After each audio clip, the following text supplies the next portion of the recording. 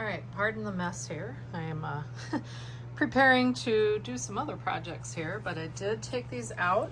I rinsed them, and as I was and I dried them off, and I also took a sponge, like with a little abrasive side, to make sure that I was getting any excess mica off.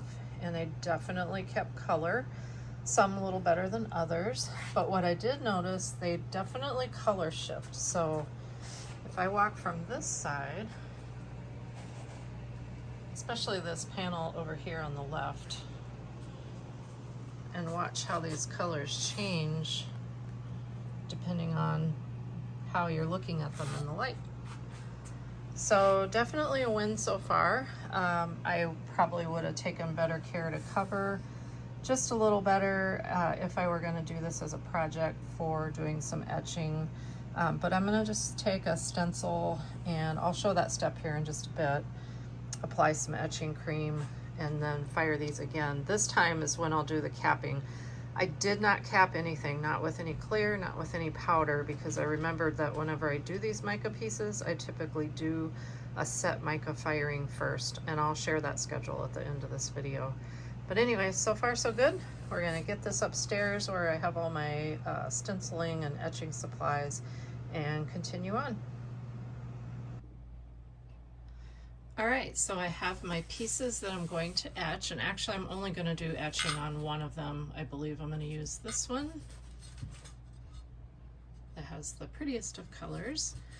The other one I'll still do a capping test, but what I just wanted to show quick, and you can use any stencil, well, that's what I want to clarify. So when you use stencils with etching, you have to remember that where the spaces are in a typical stencil, that's where your etching cream is going to go. And I've done some other videos. I know I did one on etching where I did pendants and used dichroic. So I cut my own stencil, and you probably can't really see that very well on camera. There's like a long kind of vine with a rose. And what I wanted to say is, if you are cutting your own, you can control which pieces you keep versus weeding out. So what I'm going to do is weed away all of the excess and only leave my design behind. Then I'm going to add some, what do you call it? Transfer tape. Sorry, lost my train of thought there. Transfer tape to pull up the pieces and put them down.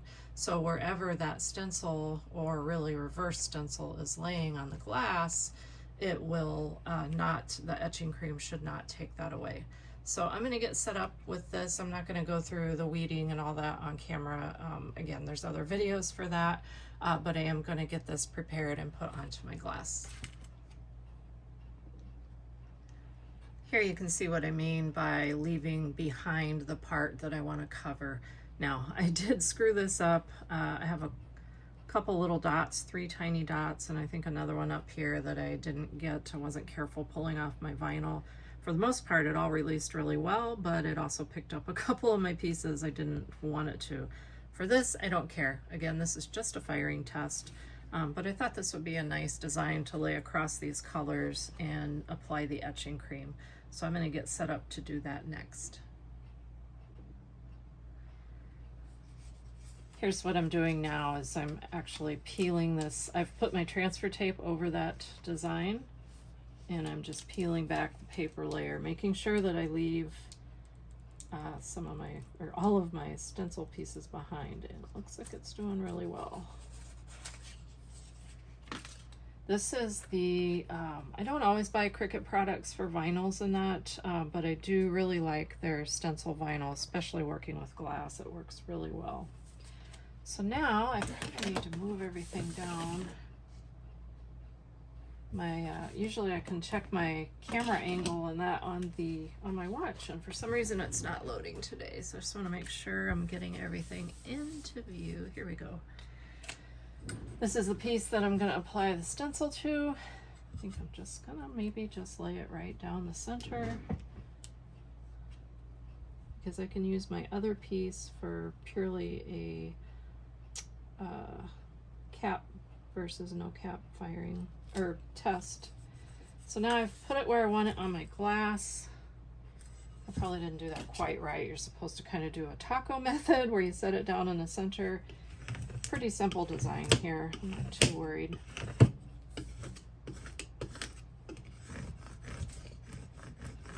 suppose I could have put it elsewhere, because what I'm going to end up doing is applying etching cream pretty much everywhere, taking all of this color off. But you know what? That's why I'm testing it. So, but since I already started burnishing it down, I don't want to try to move this stencil over.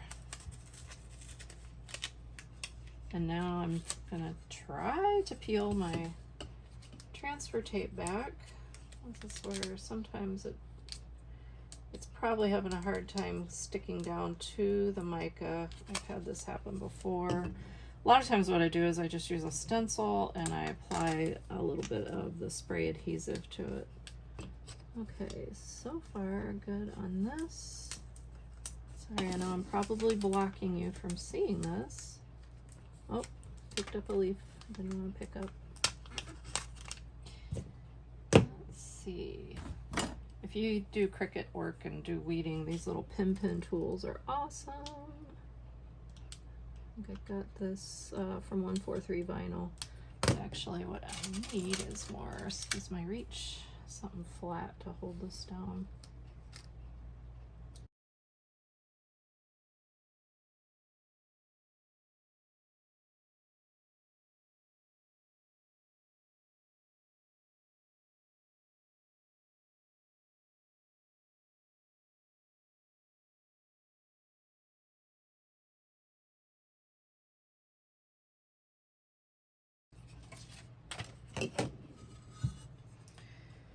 And now you can see that I have a design on here. This would have been one that you probably could have done a design on it with a glue, like a glue pen. I've done that before. I just did real simple little scribble Christmas trees and it worked really well. I did it on Dichro. But this is mica. It's been tack fused. I went to 1250. I will share my schedules at the end of the video.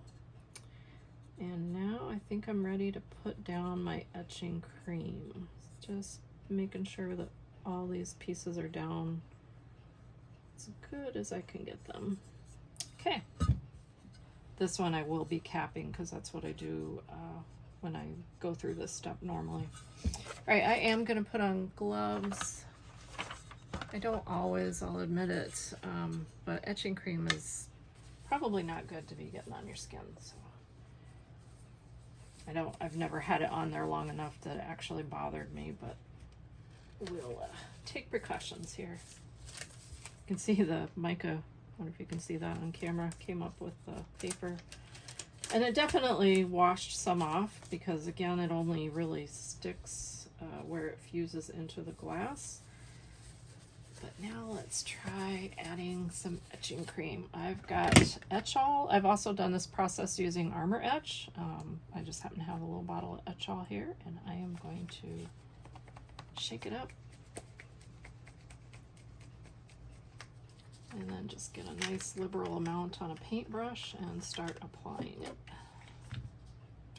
Actually, not sure if this one's even been open.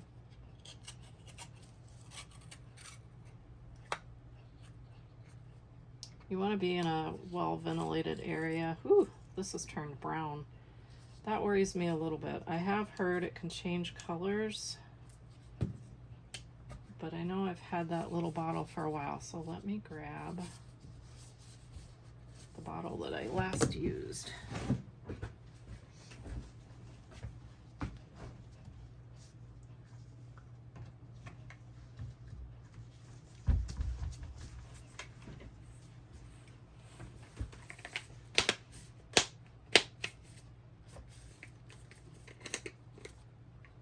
Oh, this did too.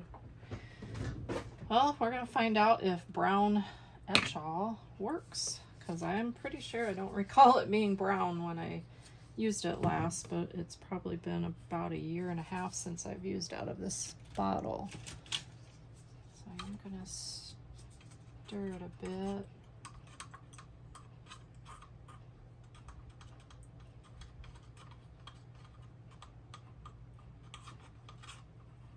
Boy, I hope it's still good because this stuff is not cheap. The Armor All is much more affordable than the Etch-All. Or I'm sorry, Armor Etch. Armor All is something else. Armor Etch. All right, I am gonna apply this really ugly stuff all over now. I'm not smelling anything, so that's good.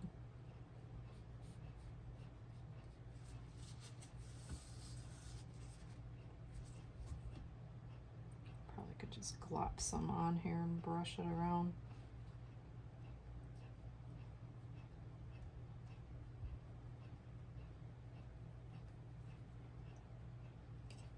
And when you do have a stencil down, you want to be careful as you're brushing over that so that it doesn't leach under or move your stencil about. I make no guarantees today. But I just wanted to see how this looked once etched.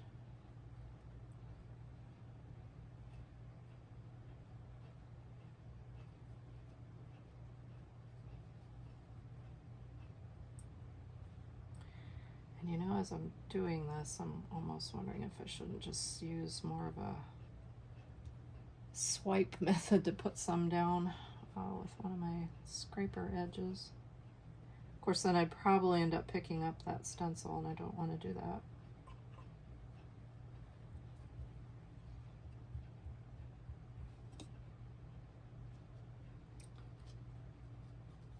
Now again, with this being a test firing, I am not too concerned if I leave some areas unetched. If I were doing a piece for a final piece, yeah, I would definitely want to make sure that everything's covered well.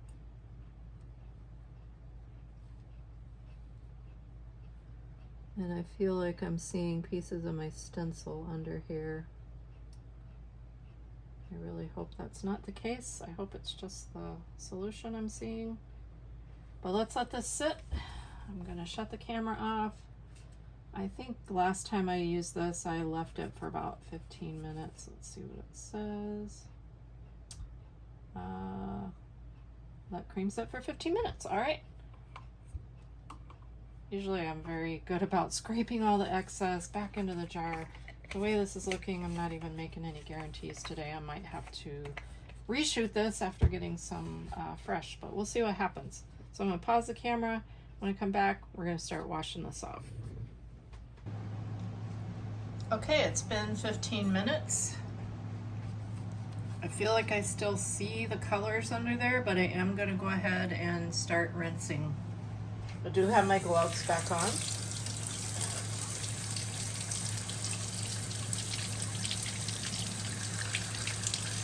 And it was not my stencil moving out of place that looked like I had bits of stencil when I was doing this. That made me a little nervous. I do see mica under my stencil yet. Most of it is washing off. I'm going to grab a little scrubby.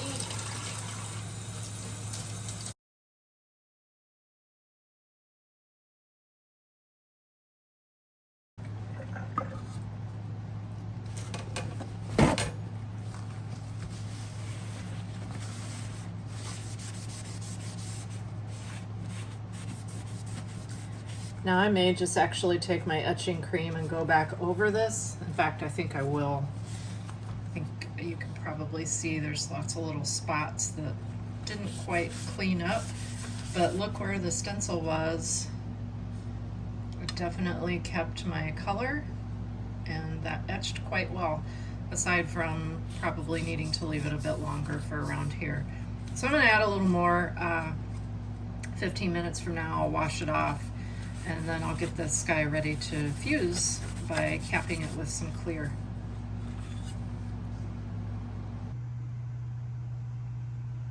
Okay, so I did apply more etching cream. I still didn't quite get all of it. I'm not too worried for this piece. I'm just testing this. If I were doing an etched design, I wouldn't have started most likely with the whole thing covered anyway. In my mica, I would have been a little more precise around where I wanted my design. But as you can see, the design is definitely nice and vivid. So we're gonna see if it stays like that through the next firing. And I'm sorry, I do have my mask on, so I probably sound a bit muffled. But all I'm gonna do here is what I always do on a full fuse with 2 layers. And that is add a layer of clear powder. And that's why I have my mask on at the moment.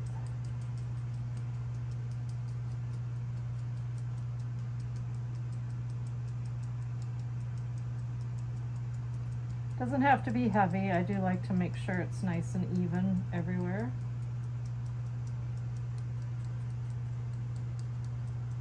I probably could have, you know, if I really wanted to make this into something, I could have used some black powder to cover some of that mica that I didn't want to see. You know what? Let's just see what it looks like after it fires. So now that layer is covered with powder. All I'm going to do is cap it with clear. I just happen to have a piece over there the right size of clear, or at least I think it is. Appears to be a 4x8. And this will go into my kiln.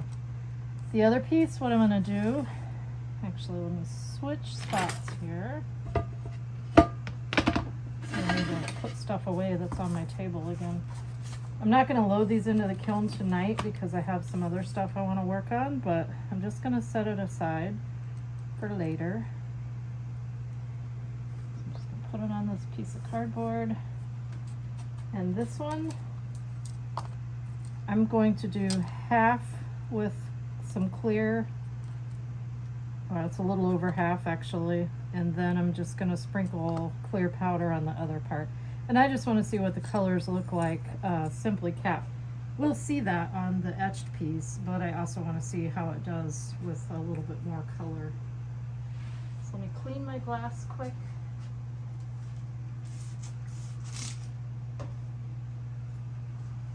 And I've already cleaned these guys, although I do see some dusty fingerprints there.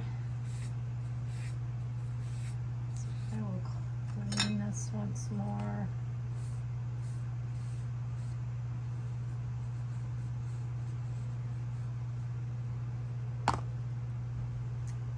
Now I'm just going to start what I did on this one, which is cover it all over, but I will add a little extra powder where I don't have the clear glass.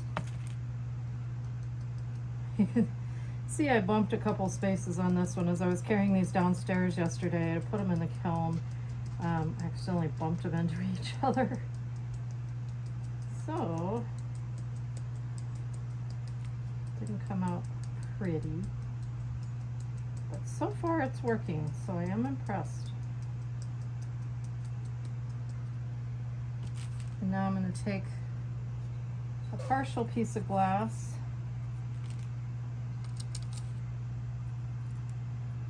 and then I'm actually just going to add a little more powder on this side here, and I can brush it off of the glass. I don't need a lot there. Mostly just to bring this layer up a little bit. It is thin clear that I placed on top. I actually think this is a piece of thin black.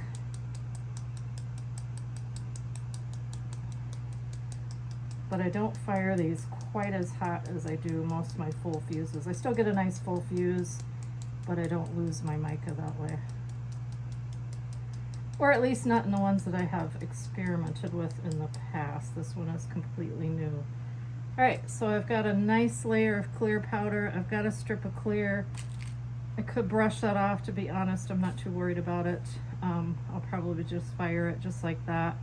So most likely tomorrow I'll be fusing these, and then I will get a final shot of what they look like out of the kiln and put this all together. So by the time you're watching this, I should have part 2 completed.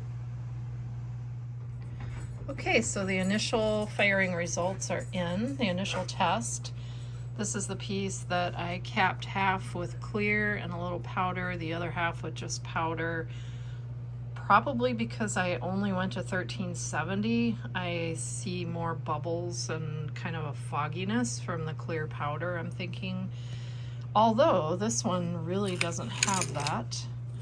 This was the etch piece, and I really wish I would have left a strip of the colors not etched so that I could have seen better how they turned out. But here, while it kept, sorry for the reflection, while it kept a fair amount of color, it also kind of seems like most of it shifted to a bluish color, and I know there were some purples in there.